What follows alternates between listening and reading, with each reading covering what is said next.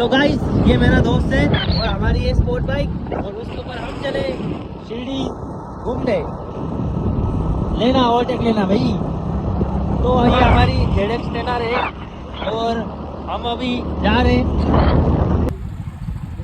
अरे बाप, बैलगाडी काय आलं? गाडी पाहायला स्विफ्ट वाला कुठे डायरेक्ट गेली का पळून गेली? हा का, अवघड आहे राव, असं नाही होतं व्हायला पाहिजे. दोन्ही बैल, अरे बाप, अवघड आहे राव. ते रात्री होईल वाटतं. पैशाची किंमत नाही पण जीवाचं.